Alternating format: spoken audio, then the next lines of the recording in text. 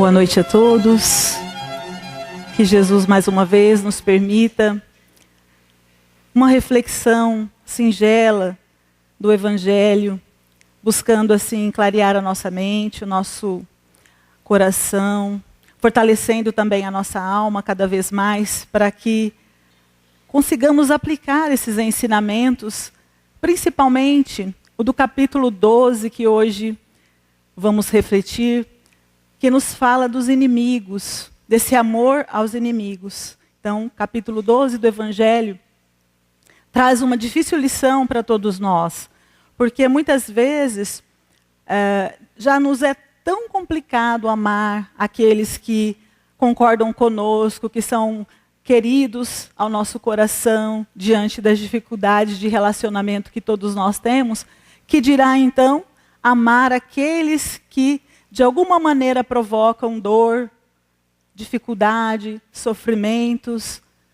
Aí sim, a coisa fica mais complicada para todos nós, porque é um esforço maior, porque, como disse Jesus, nós temos aprendido a amar o vosso próximo e odiar os inimigos.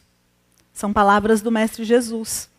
Mas ele, porém, nos diz: amai os vossos inimigos, fazei o bem aos que vos odeiam, e orai pelo que vos perseguem e caluniam, a fim de serdes os filhos de vosso Pai que estás nos céus, e que faz se levante o sol para os bons e para os maus, e que chova sobre os justos e os injustos.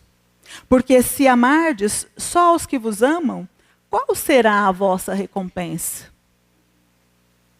Será que nós não estamos fazendo exatamente o que todos fazem? Seguindo um comportamento que é padrão na sociedade? Amando apenas aqueles que nos amam? Não procedem assim também os publicanos? Se apenas os vossos irmãos saudardes, que é o que faz com isso mais que os outros? Os pagãos também não fazem o mesmo? Digo-vos que, se a vossa justiça não for mais abundante que a dos escribas e dos fariseus, não entrareis nos reinos dos céus. Está no Evangelho de Mateus, no capítulo 5, versículo de 5 a 20 e de 43 a 47. Amar os inimigos. O que Jesus quer dizer com isso? O que será que ele vem trazer aos nossos corações? Qual era o pensamento de Jesus ao nos recomendar o amor aos inimigos? Como que a gente vai retribuir o mal com o bem? E dar a outra face, como ele nos recomenda. Por que a gente não pode se vingar? Por que não odiar? Porque muitas vezes nós estamos ainda presos aos nossos preconceitos, as nossas questões ainda muito íntimas do orgulho, aonde nós ficamos assim, pensando: o que as pessoas vão falar de mim? Vão me achar covarde. Se eu não responder à altura a essa ofensa, se eu não revidar, se eu me acovardar, as pessoas vão achar que eu sou bobo. Então, o que as pessoas esperam diante das ofensas, quando somos ofendidos? Esse é um comportamento que é natural, vamos dizer assim, nas criaturas. Esperar que o outro, de alguma maneira, reaja à ofensa, àquilo que foi, de alguma maneira, cometido. Mas Jesus, ele nos falava de um outro ponto de vista. Ele não falava do ponto de vista material, que é esse ponto de vista muito estreito que nós temos. Ele falava de um ponto de vista espiritual, além da nossa compreensão no momento. Porque quando ele veio, ele estava desbravando os corações de todos nós. Ele falava de uma forma que não eram todos que ainda estavam capacitados para compreender. Esse ponto de vista espiritual ia além, muitas vezes, dessa compreensão daqueles irmãos que ali estavam. Alguns já faziam dentro de si mesmos aquele despertar, já começavam a despertar por isso mesmo, já tinham condições de, se não entender completamente o que Jesus queria dizer, mas já sentiam vibrar nos seus corações essa vontade de seguir o Mestre, essa vontade de agir conforme os ensinamentos dele. Então eles se entregavam completamente. Inclusive, muitos deles, no momento em que eles eram jogados aos leões, que foram muitos nossos irmãos no início, os primeiros cristãos, precisaram enfrentar dolorosos testemunhos, e eles se entregavam com muito amor. Coisa que até hoje fica para a gente refletir. Se entregavam tão facilmente, tão amorosamente ali, e era como se eles estivessem ali naquele estado de transe, e o inimigo soltava os leões, e eles eram ali devorados, cantando tranquilamente louvores. Hoje, aos nossos olhos, isso é horrível, parece muito trágico. Naquela época, muitos achavam aquilo o máximo, iam aos circos para se divertir, isso era tido como uma diversão. Imaginem. A diversão era ver o próximo caindo, tombando, diante de leões, sendo devorados de uma forma completamente horrível. Então, quando hoje a gente pensa, como que agia esses cristãos ao chegar no mundo espiritual? Com certeza, já nem mais lembravam das dores e dificuldades que ali tiveram, porque eles já subiam cantando hosanas aos céus, livres daquele corpo físico, e o espírito, então, libertado de qualquer sentimento inferior, ia direto para o plano maior. Assim também, Jesus pensava, era isso que ele queria nos mostrar, que quando nós não nos ocupamos simplesmente do corpo, quando nós estamos sabendo que somos muito mais que esse corpo físico, que somos o espírito, o ser inteligente do universo, nós não vamos ter esse mesmo valor de hoje. Quanto mais despertos para a questão espiritual, menos importância vamos dando às questões materiais. Mas isso tem que ser realmente treinado cada vez mais no nosso coração. Porque quando Jesus lança essas questões, nós tínhamos uma dificuldade de entender o mundo espiritual.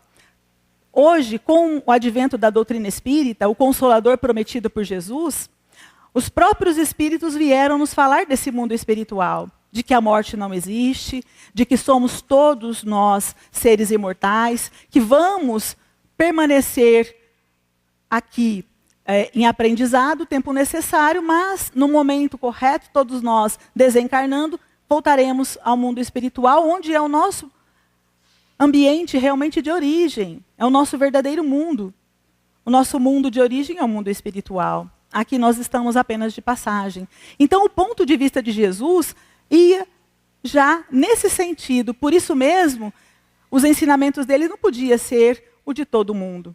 Tinha que ser realmente já grandioso, falando ao espírito imortal. E era isso que ele fazia. Ele não estava falando ali para o ser humano comum, material. Ele dizia isto para os nossos espíritos. E aqueles que já estavam amadurecendo ali naquele instante, já tinham condições de entender isso.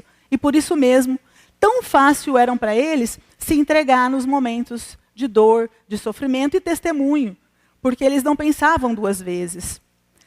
No Evangelho nós vamos encontrar também, ele dizendo assim, que muitos não entendem a coragem que é suportarmos, muitas vezes, um insulto, que é muito mais corajoso suportar esse insulto do que se vingar, do que revidar. Está no Evangelho, nesse mesmo capítulo. Porque muitas vezes, diante do insulto, para você ficar quieto, colocar a água da paz na boca, como ensina o Chico Xavier, é muito difícil. A nossa vontade, no primeiro momento, já é devolver na mesma moeda. É dar o troco. É não ficar por baixo. É não levar desaforo para casa. Geralmente é isso que acontece com todos nós. Se a gente for levar desaforo para casa, olha só, eu vou ficar sofrendo, porque eu vou ficar remoendo aqueles pensamentos, aqueles sentimentos, e vou ficar ali repetindo, e vou sofrer. Mas a partir do momento que eu vou compreendendo cada vez mais as questões espirituais, essa questão do perdão já não me parece tão estranho. Já dá para entender um pouquinho mais o próximo. Porque se somos todos nós seres em aprendizado, estamos aqui para evoluir, para crescer, para aprender principalmente a amar. Esse é o nosso objetivo principal como espírito. Todas as nossas encarnações, um objetivo comum para todos nós: desenvolver o amor. Esse verdadeiro amor. O amor que é incondicional, o mesmo amor que Deus tem para conosco. Esse amor que não tem interesse, não tem condições. Nós amamos por amar. Não importa quem seja, não importa o defeito que o outro tenha. Não importa se ele é bonito, se ele é feio, se ele é branco, se ele é amarelo. Não importa. É um amor incondicional. Esse é o treino que nós fazemos aqui na Terra. E nós encontramos aí inúmeros empréstimos que Deus nos dá justamente para essa, vamos dizer assim, terapia do amor.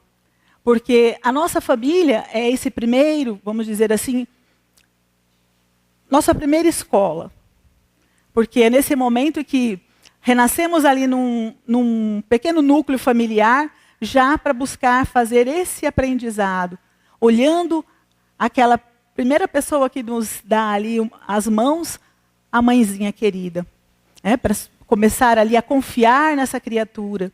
Enfim, vamos passando a olhar para aquele pai, para os filhos, para os irmãos. Enfim, a gente vai encontrando ali criaturas próximas a nós para fazer esse trabalho de desenvolvimento do amor. Mas será que todas as vezes, nas famílias, acontece esse amor? Será que dentro do lar, muitas vezes, não encontramos ali as dificuldades, as antipatias, os problemas, principalmente os de relacionamento, onde uns parecem ter aversão aos outros? Quantas vezes isso acontece? Por que será que isso acontece? Porque tantas e tantas vezes, naquele lar, renascem essas criaturas que estão comprometidas umas com as outras, que estão ali com o objetivo de reconciliar, de aprender a perdoar, de aprender a amar. E qual não é o melhor ambiente para que isso aconteça? Justamente a família. Se numa determinada encarnação, em algum dado momento, nós entramos em dificuldade com uma criatura, podemos nem ser dos laços familiares dela. Mas depois de um certo tempo, que trocamos sentimentos inferiores e infelizes, ou seja, ficou firmada aí uma inimizade, um ódio, um rancor, qual a forma de nós buscarmos reparar isso, da gente reconciliar com esse irmão? Será que é nascendo um no Japão e outro no Brasil que isso vai acontecer? Não. Vai ser nascendo no mesmo lar, tendo um laço muito mais forte a nos unir, um laço consanguíneo normalmente, para que isso seja trabalhado, para que isso seja realmente conquistado, para que a gente transforme todo aquele ódio, aquele desafeto, aquele sentimento em amor.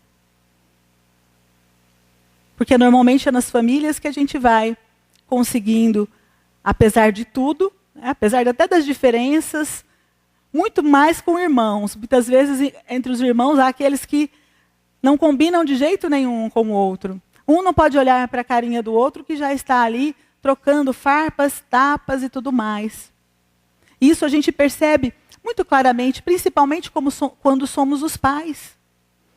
A gente percebe o antagonismo que existe em determinados filhos, enquanto que outros se dão bem. Tem dois ali que não conseguem nem olhar um para a cara do outro. E sem contar quando esse ódio não é pelo pai ou pela mãe. Nós temos muitos exemplos disso acontecendo hoje em dia, quando às vezes até um filho tira a vida de um pai, e a gente pensa assim, mas que tragédia, meu Deus, aonde nós vamos parar? Por quê? Como isso pode acontecer? Um filho tirando a vida de um pai, de uma mãe. E julgamos a criatura, mas nós não enxergamos o que acontece por trás dos bastidores espirituais. Não vou falar dos materiais, porque a gente pode dizer assim, nada justifica esse sentimento, essa violência. Sim. Mas quando o ódio ele extrapola na criatura e ela não conseguiu realizar o perdão, fica muito difícil a convivência. E ela precisa despertar para isso. Às vezes, no mesmo ambiente, os dois estão nas mesmas condições de orgulho. Um não desperta, o outro não desperta, e aí? Agora, quando um já está um pouquinho mais acordado, quando um já tem um pouco mais de vontade de mudar, é o momento em que ele está olhando de uma outra maneira para essa questão. Então, ele se esforça mais, ele releva mais, ele perdoa, ele tem mais tolerância, tem mais paciência. Ele, às vezes, até entende os momentos em que aquele que, de alguma maneira, ainda traz o sentimento arraigado, porque esse sentimento fica no inconsciente do espírito. Ele não sabe nem por que ele está odiando aquele pai, aquela mãe, aquele irmão. Ele simplesmente odeia. Ele não sabe como isso acontece. É como se uma luz interna, todo o tempo em que ele se aproxima da criatura, essa luz acendesse. Essa luz ficasse ali brilhando fortemente. E isso atrapalha até o discernimento dele. Ele não pode confiar naquele coração. A dificuldade dele é muito grande, porque alguma coisa pode remetê-lo no passado. Remetê-lo lá como um gatilho que faz com que ele até, de alguma maneira, consiga sentir essa aversão, como se naquele instante ele revivesse os momentos anteriores que culminaram nessa situação triste do ódio e da raiva que permaneceu. Por mais que no mundo espiritual nós nos encontremos, planejamos uma nova encarnação, juntos, prometendo chegar aqui e reconciliarmos, a dificuldade é grande. É muito grande. Porque lá, com a lucidez do espírito, nós temos um pouquinho mais de compreensão. Achamos até que vamos conseguir vencer. Porque ninguém vai reencarnar no planejamento reencarnatório, colocando lá, eu vou matar o meu pai ou minha mãe, o fulano ou o ciclano. Não, ninguém coloca isso no seu planejamento reencarnatório. Pelo contrário, a gente vem para aprender a amar, para perdoar, para reconciliar, para reparar os erros, para aprender. Enfim.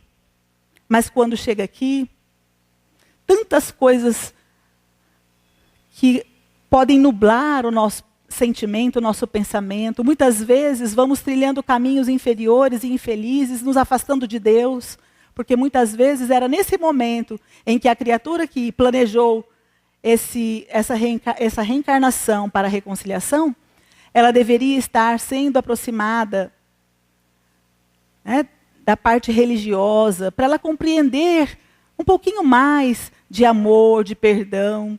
Nem que ela não tenha a noção ainda de espiritualidade, da doutrina espírita, por exemplo. Mas quando ela já tem um sentimento de religiosidade, muitas das coisas consideradas erradas, que as pessoas consideram pecado, elas evitam. Elas já conseguem ter um melhor discernimento. Mas quando elas se afastam de Deus completamente, não são levadas a uma evangelização, não compreendem uma vida melhor, uma vida espiritual, o que isso vai acarretar nessa criatura? Um afastamento dos bons sentimentos. Muitas vezes até as energias inferiores dela podem atrair outros cúmplices, outros irmãos espirituais que vão, ao mesmo tempo, estar ali, invisíveis, tomando as rédeas da situação, intuindo, inspirando, influenciando aquela criatura para cometer o mal, o crime, permanecer no ódio, na raiva. Porque é isso que ela deseja. cultivar no outro o sentimento inferior, para que ela possa permanecer junto a essa criatura. Porque se o outro modifica, melhora, ela precisa se afastar, porque ela não vai mais encontrar aquilo que a atraía. E muitas vezes as tragédias acontecem também, vamos dizer assim, reforçadas por esses irmãos, que do outro lado não se esquecem de estar conosco e insuflando ali todos os sentimentos inferiores. Porque às vezes são até companheiros que, não perdoando e não querendo reencarnar no núcleo que ele precisava igualmente reencarnar, preferem permanecer do outro lado, cultivando esse ódio, cultivando essa raiva. Porque muitas vezes as contendas, elas não se circunscrevem apenas em duas criaturas. Quantas vezes as brigas, os desentendimentos podem ser por 3, 4 pessoas, 5, às vezes até o núcleo inteiro. Não sabemos. Porque os nossos olhos não conseguem enxergar esses irmãos que podem estar ali também no âmbito espiritual. Mas o que realmente importa dentro desse aprendizado que a doutrina nos traz é que, a partir do momento em que nós nos colocamos realmente no aprendizado, nessa mudança, nessa transformação moral, é buscar agora cuidar dos nossos sentimentos. Porque se o outro continuar nos odiando, já não é mais problema nosso. Nós não podemos continuar odiando. Esse é o processo especial que a doutrina nos traz. Porque ele começa a acordar aquele que se coloca a caminho, aquele que quer se transformar. E nós não podemos ficar presos e algemados ao outro se o outro não desejar seguir conosco. Nós vamos fazer a nossa parte. Porque o outro, num dado momento, muitas vezes quando a dor bater na sua porta, quando a dificuldade se fazer tamanha, quando o sofrimento for tão grave e ele não mais suportar, então cansado, muitas vezes ele vai igualmente buscar esse caminho. Mas que sejamos nós a dar o primeiro passo, a estarmos dispostos a perdoar, a amar o inimigo. Porque também quando Jesus recomenda amar o inimigo, é lógico que ele não quis dizer que esse amor que a gente vai ter por inimigo, ele tem que ser igual ao amor que nós temos a um amigo. Porque não é a mesma coisa. Quando você se aproxima de alguém muito querido, é um prazer você estar na companhia da pessoa. Você quer estar com essa criatura. É maravilhoso. A gente sente um bem-estar tomando conta, é uma alegria, é uma paz. A conversa rola tranquila, solta. Você não tem desconfiança, você está bem, você não fica medindo as palavras. Mas quando você vai se aproximar de alguém que de alguma maneira você não confia, que você não tem o mesmo sentimento, já não é a mesma coisa. Você sente uma certa repulsão. Mas apesar dessa repulsão, o que o Evangelho nos fala? Para que a gente não se afaste, para que a gente, de alguma maneira, se o outro precisar de nós, estejamos lá para estender a mão. Porque naquele momento em que nós conseguimos vencer esse orgulho, esse amor próprio, nós é que estamos conquistando essa evolução. E a maior prova disso é quando a gente consegue, de alguma maneira, se aproximar do outro, e por mais difícil que seja, a gente consegue chegar até essa criatura, olhar para ela e até mesmo sorrir e dar as mãos, mesmo sentindo uma certa desconfiança, medindo as palavras. É uma vitória sobre quem? Sobre o outro? Será? É uma vitória sobre nós mesmos. Sobre esse orgulho que muitas vezes nos cega e que faz com que cometamos o mal, que revidemos, que queremos a vingança, que queremos que o outro sinta a mesma dor que nós estejamos sentindo. Esse é o processo de amadurecimento do espírito quando ele já enxerga esse lado espiritual, esse ponto de vista que Jesus veio nos trazer, nos mostrar, para que a gente possa, fortalecido por esse entendimento, não mais perder tempo na caminhada, mas sim envidar esforços. Tem um irmão, Rossandro Kindler, né, que sempre faz umas palestras maravilhosas por ter bastante conhecimento nessa área psicológica. Então ele diz assim que perdoar não é esquecer. Porque se a gente esquece, a gente está com mal de Alzheimer, ele fala. E nós não estamos com mal de Alzheimer. Perdoar é você lembrar, sim, porque ele diz assim que existem tragédias imensas que a gente sofre. Pessoas que sofrem abuso sexual, pessoas que são molestadas, pedofilia, enfim, muitos casos, né? E como esquecer isto? Isso pode fazer com que a criatura leve uma sequela para o resto da vida nessa encarnação. E isso até pode transformar isso lá numa próxima, criando um trauma. Mas o que a gente pode ter certeza é que a partir do momento em que nós já não estamos mais guardando raiva, são as palavras dele, como estudioso também, ele diz assim, você já consegue estar na presença do outro sem querer revidar, sem querer devolver a ele o mal, consegue já conversar com ele. Não nesses casos, é mais difícil, é verdade.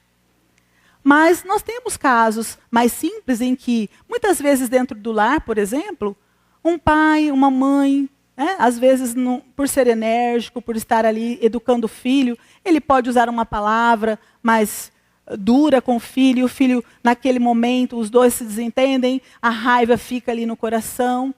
Mas lá na frente, passado um certo tempo, por mais que você não esqueceu aquela situação, aquele momento, aquela situação triste que foi, porque realmente nunca é bom quando a gente passa por determinadas situações, mas você já não fica ali remoendo, guardando raiva daquela pessoa, a pessoa vem conversar com você, você consegue conversar com ela. Porque quando isso não acontece, quando você não perdoou, você fecha a cara.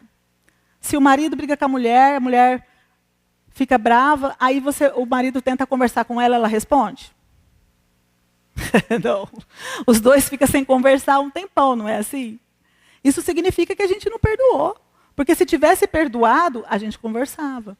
A gente nem estava mais lembrando da situação. Ou se estivesse lembrando, você já estava nem aí mais, não está nem se preocupando com isso. Isso significa que a gente está melhorando quando a gente já está conseguindo ter principalmente a água da paz do Chico, que é colocar uma aguinha na boca no momento da dificuldade lá, né, das discussões, e deixar ela ali presa na sua boca. O outro pode falar o que quiser, você não pode engolir a água, você tem que deixar ela ali na boca, você não vai responder de jeito nenhum. É treino, é necessário que a gente faça isso, porque a partir do momento em que a gente vai fazendo esse treinamento, nós vamos condicionando esse proceder.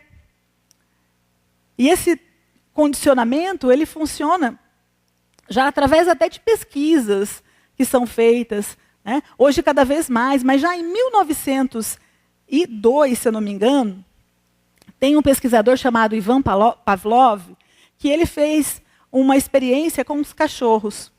Então ele estava pesquisando a saliva dos animais. E a partir do momento em que o cachorro ele ia receber comida, ele começava a salivar. Salivava, e ele ficou achando interessante porque era diferente a maneira da saliva do animal. Então ele já estava, né, como nós, quando vamos comer alguma coisa apetitosa, enche a boca d'água.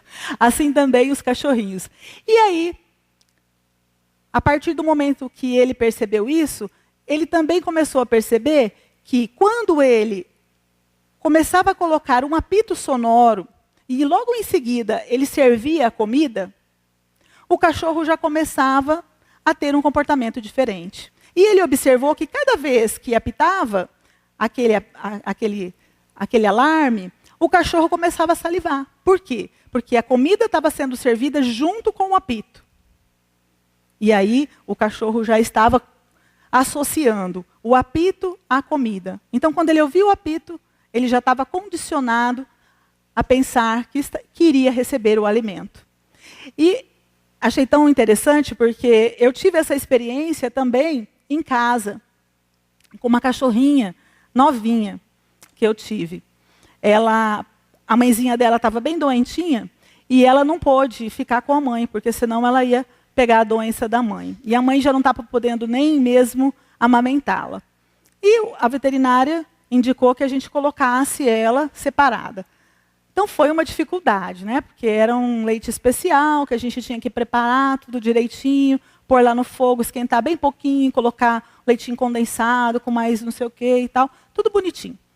E aí vai dando trabalho, né? Aí a gente fica ali colocando tudo certinho, bonitinho. Eu pensei assim, eu vou começar a esquentar no micro-ondas, é mais rápido e vai ficar bom, ela vai gostar. Comecei a colocar no micro-ondas. Foi tão interessante porque na primeira vez não, na segunda também não. Mas a partir da terceira em diante, quando o apito do micro-ondas soava, lá vinha ela doidinha para comer. E era muito interessante. Ela já vinha em busca da mamadeira. E isso já ficou condicionado nela. Aí eu chamava ela da filha do micro-ondas, porque realmente a mãe dela passou a ser o micro-ondas. E foi assim, até aqui ela não precisava mais, né, da mamadeira, da amamentação. E essa experiência, então, traz para a gente aí, olha que coisa, esse condicionamento que nós também, como seres humanos, ainda jungidos à matéria, também vamos podendo fazer conosco. Claro que já de uma forma mais racional, inteligente, diferentemente dos animais. Se todos os dias eu desejar modificar o meu comportamento, eu vou ter que todos os dias me condicionar a agir de determinada forma, da maneira que eu escolher, e repetir isso todos os dias. Se antes eu não falava bom dia para determinada criatura, todos os dias eu acordo e vou falar bom dia. Vai ficar tão automático que quando você perceber, você já está falando bom dia, assim, nem está precisando mais fazer esforço. E isso numa coisa simples. E numa coisa mais complicada, também. É o mesmo processo, é o mesmo sistema que nós podemos usar. Porque dessa forma nós vamos treinando esses sentimentos, nós vamos reforçando o amor, nós vamos melhorando o nosso entendimento. A oração é outro hábito que a gente também pode fazer com que seja, de um primeiro momento, um certo condicionamento. Porque se todos os dias a gente desejar fazer o culto cristão no lar, por exemplo, se todo dia eu começo a fazer, faço, eu paro de esquecer. Porque muita gente fala assim, eu não lembro de fazer o evangelho no lar. Eu esqueço de fazer o evangelho no lar. Mas se a gente começa a fazer constantemente, isso vai condicionando, você já não esquece mais. Naquele determinado horário que você está acostumado a realizar, você se lembra. Não importa o que você esteja fazendo, você vai se lembrar. É como se tivéssemos, esse alarme interior que já nos levasse a agir dessa forma, sem precisar ter mais o esforço do início, porque os primeiros momentos são os mais difíceis. E na questão do amor é a mesma coisa. Quando a gente começa a olhar o outro com um olhar mais tranquilo, mais sereno, mais compreensivo, enxergando nele, não aquela criatura ali naquele instante que vemos muitas vezes dando trabalho para a gente, mas aquela criatura que está ali também em aprendizado como nós, que é um espírito que também está aqui lutando com as suas próprias deficiências. Era assim que Jesus nos via. Era assim que ele nos enxergava. Com os seus irmãos menores que estávamos aqui à luta conosco mesmo, diante das nossas dificuldades, que eram tantas. E que ainda são. Por conta ainda da nossa dificuldade de compreender, muitas vezes, o Evangelho e colocá-lo em prática.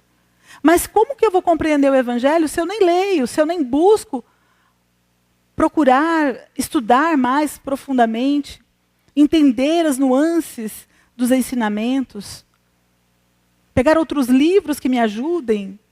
Então tudo isso é importante e é necessário para que a gente vá crescendo, se iluminando, porque ninguém vai fazer isso por nós. Somos nós mesmos. É o nosso esforço que vai fazer toda a diferença, que vai fazer com que a gente caminhe para frente seguramente. se ilumine cada vez mais, brilhando essa luz interna. E olha só, nós temos uma historinha do Chico, porque ele é um grande exemplo para todos nós, que a gente pensa assim, nossa, como que ele conseguiu agir dessa maneira? Então, ele contava que um dia, né, uma assistida, uma pessoa que ia buscá-lo, tinha passado o dia inteirinho procurando por ele. Tinha ido na casa dele, não encontrou, foi no trabalho, não encontrou, saiu à procura dele no centro, não encontrou. Quando ela encontra ele, ela chega e dá uma bofetada na cara do Chico. Uma bofetada. E ele, na hora, claro, né, deu aquele... Porque o Chico, apesar de tudo, humano. Ele começou ali a querer, né, desequilibrar. Aí o Emmanuel veio em socorro a ele. Falou, calma, Chico, né, se acalma. Aí, ele socorrido pelo Emmanuel, ele se desculpou com a moça.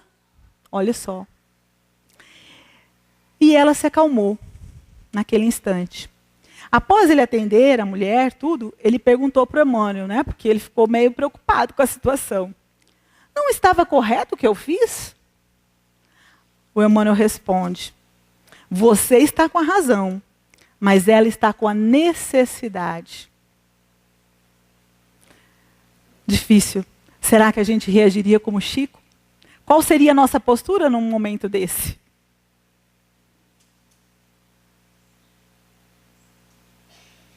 Tem que ter muito brio,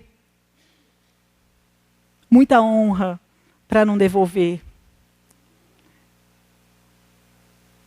Tem que ter ali, né, uma atitude muito nobre para compreender o outro e ainda auxiliar imediatamente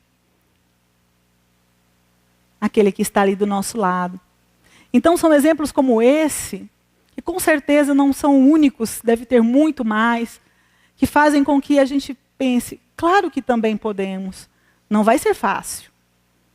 Mas por que não começar agora? Hoje, daqui a pouco, lá no trânsito, quantas vezes a gente passa por dificuldades? Alguém mais apressado passa pela gente, e a gente já buzina, já fica nervoso na hora, aquela raiva, né, que já vai dando, porque a raiva é natural. Ela faz parte do nosso crescimento, desse processo do instinto, mas ela não pode ser a controladora da nossa vida. Nós é que temos que controlar. Porque senão nós somos que nem um carro sem freio. Um cavalo sem cavaleiro, que sai desembestado, provocando mais tragédias ainda. E é isso que nós queremos? Se diante da vida eterna, dos códigos divinos, das leis divinas, nós podemos ser criminosos quando infringimos essa lei, nós queremos cometer os crimes que vão nos comprometer por encarnações e encarnações, porque não vai ser uma às vezes, pode ser muito mais, dependendo daquilo que a gente comete num momento de raiva, de cólera. Às vezes, no momento em que a gente está enceguecido, a gente pode cometer uma situação muito horrível, pode cometer tragédias. E depois, como fica a nossa consciência quando, já no equilíbrio, a gente pensa naquilo que fez? Quantas vezes será pessoas que a gente nunca imaginaria que pudesse agir ou reagir dessa forma, cometeu um ato desse e depois se arrependeu amargamente? Quantas vezes isso pode não ter acontecido? Às vezes até mesmo conosco. Num momento de desequilíbrio, num momento de cólera extrema, a gente agir completamente enceguecido dessa forma. E o ódio nos cega. Se estivermos armados, então, aí sim o cenário da tragédia está pronto. E isso a gente tem visto todos os dias. E será que nós, como espíritas, queremos repetir isto? Queremos fazer com que o nosso coração permaneça dessa forma, agindo cada vez mais impulsivamente? Porque senão nós vamos ter que amanhã sermos os inimigos que alguém vai ter que amar. Que alguém que vai ter que perdoar. Porque se nós temos que treinar o sentimento de amor, né, nós já não precisamos mais olhar para o outro dessa forma infeliz. Mas e o outro que ainda não está treinando os sentimentos? Mesmo que nós cometamos algo que a gente não desejava, ele não vai entender dessa forma. E aí a violência nunca acaba. Se um estiver sempre buscando ser melhor, estar agindo, né, cada vez com mais, estar por cima, superiormente, isso nunca vai acabar. Vai ser uma bola de neve. Então a gente tem que pensar muito sobre isso. Porque se a gente entende, né, todas essas questões à luz da doutrina espírita, nós vamos nos libertando. Porque essa doutrina, ela vem nos ensinar tudo isso. Ela vem mostrar que quanto mais a gente conservar os sentimentos inferiores no nosso coração, nós estamos com uma energia pesada ao nosso redor. Nós nos sentimos cansados, infelizes. Porque quem está cultivando todo dia a reclamação, a irritação, a tristeza, como que será que ela está no final do dia? Essa energia que a envolve é tão pesada que às vezes uma pessoa com maior sensibilidade até sente. Ao contrário daquela pessoa que está ali no seu dia procurando praticar o bem, procurando ler livros edificantes, buscando treinar esses bons sentimentos, falando mais de coisas boas do que coisas ruins ou negativas. Essa pessoa, quando você chega perto dela, você sente um bem-estar enorme. Você deseja ficar perto dessa pessoa, não é assim? Ninguém deseja ficar perto de alguém que está o tempo todo reclamando, falando coisas ruins. Pelo contrário, a gente sente uma certa aversão até, uma dificuldade de permanecer. Então veja como esses sentimentos nos envolvem, impregnam na nossa, no nosso halo mental, e isso irradia para outras pessoas. E somos nós que queremos ficar assim, impregnados de energias inferiores e infelizes, cultivando o desamor, a raiva, o ódio, as mágoas? Nós temos que pensar.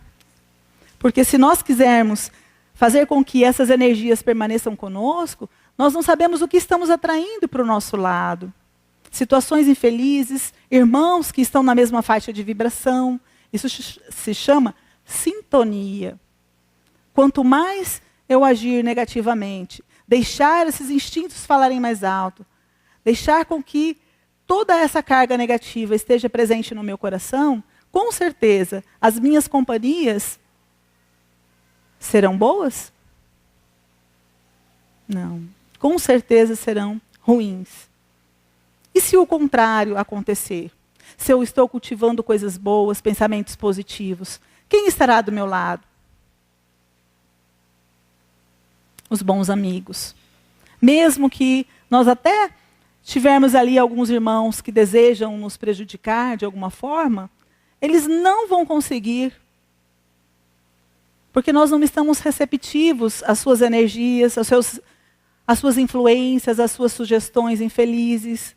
Nós estaremos tranquilamente envolvidos numa outra energia, muito mais sutil e sublime, que faz com que não consigamos entrar na mesma vibração deles. Então é questão de escolha, é de usar o nosso dia a dia, melhor, aprender a usar o nosso livre-arbítrio com discernimento, buscando agir de melhor maneira, fortalecendo essa fé em Deus, usando muitas vezes a oração como sustentáculo. Porque quantas vezes, no momento em que a gente se pega ali em dificuldade, ou com raiva, ou com algum sentimento infeliz, a gente acaba se deixando levar por aquele sentimento, até às vezes de tristeza, e não faz uma prece, para que a gente, através da prece, a gente consiga sentir uma paz, elevar o sentimento, sentir ali uma energia boa tomar conta da gente. Porque nós estamos desabafando com Deus, ali com os amigos espirituais, aqueles a quem nós nos dirigimos. Porque quando a gente começa, porque a prece é uma conversa com aquele que está nos ouvindo, Deus, Jesus, nossos anjos guardiões. E essa conversa vai acalmando, aliviando o nosso coração. Parece que vai retirando todo aquele peso daquelas dificuldades que a gente vai carregando. E isso vai dando uma paz, uma tranquilidade, um bem-estar. Porque nós estamos substituindo todo aquele lixo que vamos carregando aqui por algo bom. Né? E esse bem-estar transparece na nossa fisionomia. Por mais que a gente esteja cansado de um dia de trabalho, a gente não se sente triste a ponto de dar patada em alguém, a maltratar as pessoas, porque quantas vezes a gente cansado no dia, a gente chega em casa e ao invés da gente... Ficamos afastados às vezes o dia inteiro do lar e a gente já começa a olhar para o outro e já começa, irritado, brigar com o outro. A gente traz aquele peso para o lar. A gente não consegue deixar da porta para fora. E isso atrapalha o relacionamento familiar. Isso faz com que esse desequilíbrio continue ali naquele ambiente contaminando. Às vezes a esposa já preparou a comida quentinha ali, está guardando, mas o marido chegou nervoso e aí a coisa já não vai ficar legal. Porque a partir do momento que ela estava toda naquela expectativa de agradar o esposo, ele já chegou falando ali alto, já brigando por algum motivo, porque encontrou um sapato no chão, porque isso, porque aquilo. E ela toda animada já murcha na hora, já fica triste, já às vezes até se revolta. E aí a briga, o estrago está feito. A briga começa. E os filhos vão envolvidos nessa energia e o lar se desequilibra cada vez mais. Tudo isso pode acontecer sem que a gente perceba. E se isso acontece todos os dias, quando a gente perceber, a gente já está numa situação infeliz. E já não consegue reverter muitas vezes, porque não consegue enxergar saída. Mas a saída existe. Porque quando nós queremos mudar, não é o outro que precisa fazer o esforço. Somos nós mesmos. Se a gente deixar com que a nossa felicidade, a gente depositar a nossa felicidade na mão do outro, a gente está se eximindo das responsabilidades que cabem a cada um de nós. Então é necessário que a gente use do nosso esforço, da nossa vontade, para dar os primeiros passos, para saber aprender a pedir desculpas nos momentos que erramos, para também fazer pequenos agrados, para saber calar no momento que o outro estiver mais afoito, mais nervoso. Tudo isso é muito importante para nós. E dessa maneira a gente vai conseguindo vencer, porque os sofrimentos aqui na Terra, as dificuldades, servem para isso, para esse aprendizado, para que a gente possa se aprimorar cada dia mais, para que a gente ilumine o ser. E para que a gente possa aqui refletir um pouquinho mais, trouxe uma historinha. Aqui. Do irmão X, no livro Pontos e Contos. Ele conta o caso de um espírita e doutrinador chamado Sinfrônio, que tem uma filha gravemente doente pelo ataque implacável de um obsessor que diz a ele: "Você, Sinfrônio, foi o meu perverso inimigo. Algemas de ódio me ligam ao seu lar, muito antes que as paredes de sua casa levantassem." Sinfrônio responde: "Retira-te, cruel perseguidor, ordeno-te, afasta-te." Após o médico diagnosticar o estado de coma da jovem Angelina, Sinfrônio chorou pela primeira vez e fez uma prece suplicando socorro urgente aos benfeitores espirituais. O sábio mentor respondeu: "Meu amigo, todas as doenças e obsessões podem ser tratadas, mas nem todas podem ser curadas, segundo os propósitos do homem. No caso de Angelina, temo-la profundamente unida ao obsessor desde alguns séculos. No passado, perturbaste-lhe o lar, e agora, consoante a lei divina, procuram-te ansiosos de equilíbrio no caminho reto. Não se arranca o carvalho de 300 anos sem algum trabalho, como se não pode desfazer uma construção milenária de um minuto para o outro, sem ofensa e harmonia geral. Traze o obsessor e recebe-o no teu santuário doméstico, afetuosamente, qual se o fizesse a um filho. Cura-lhe as mágoas, orienta-o para o Senhor. Ama-o quanto puderes, porque só o amor pode curar o ódio. Não te sintas humilhado, meu filho. Não te sintas humilhado. Tem agora muito conhecimento e possibilidades, mas tem igualmente muitas dívidas. E quem deve, Sinfrônio, precisa desembaraçar-se do débito, a fim de seguir em paz na gloriosa e divina jornada para Deus. E nessa historinha, o término dela é o Chico dizendo assim, né? Que a gente não procure afastar os nossos irmãos obsessores, mas antes nos evangelizemos com eles. Então, nesse momento, quando um irmão ele retorna ao lar na condição desse filho que precisa ser abraçado, curado e amado, que possamos nós sermos evangelizados e levar esse irmão também ao evangelho, porque isso vai, com certeza, desfazer essas teias de ódio, de rancor, que está perpetuando aí infinitamente, indefinidamente. Só depende de nós. Então, meus irmãos, que Deus possa abençoar os nossos corações e que possamos cada vez mais, através desse evangelho, iluminar-nos, buscar amar incondicionalmente como Deus nos ama. Muito obrigada.